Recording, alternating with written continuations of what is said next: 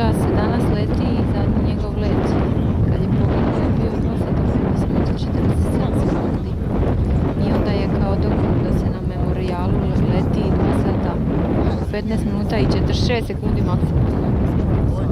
Kužiš ono po folu, da ne bude duži let od njegovog dočeka, mogu se javiti.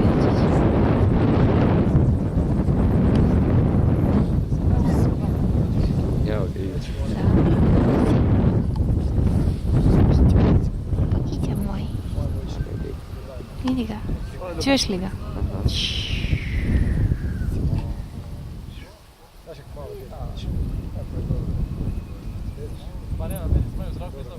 Tak bi ja trebao se zakljeti.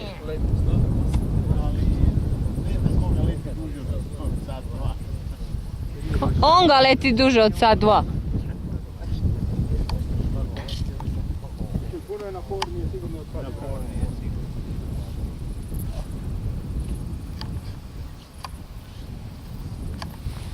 Evo, sad mu prestalo puhati. Poslije mu pljuvali, nema vjetra, jeste.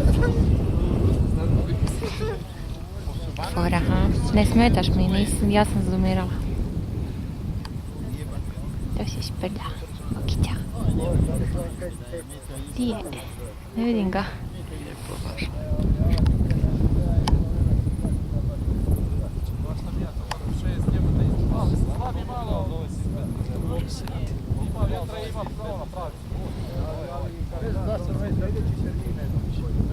Samo za 12 strana.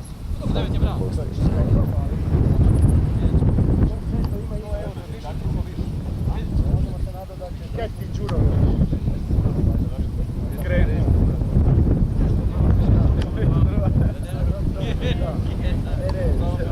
Ja, spili već vetra. Aj potroši.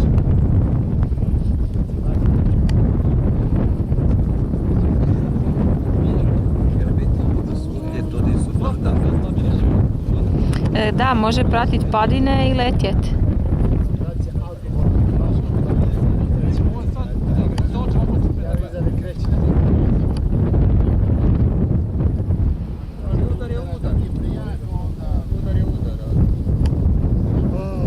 Joj, kako je brz.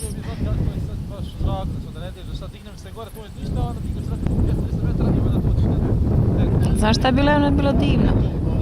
Da ih probamo dočekat dole pa da im snimimo i sletanje, znaš. To bi bilo genijalno. On će ostati u zraku sigurno sat vremena. Ne vjerujem da će manje od toga. Čak i više može. Ma ne mora toliko, mora manje, ali mora odraditi ono što su... Njima su zadane 3 točke koje moraju odletiti. Moraju napraviti nekakav trokut. Vidi ga kako stoji. Diže se gore. Joj, Bogiće, umorila sam se, ne mogu više snimati. Di su sad oba, su tamo gore, vidiš?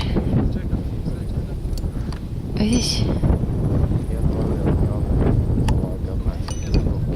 Da.